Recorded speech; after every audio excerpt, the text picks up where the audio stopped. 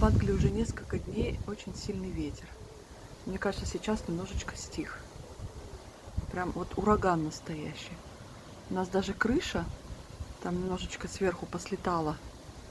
Ну, не шифер, конечно, а там пленка. Но надеемся, на следующей неделе уже придет потепление.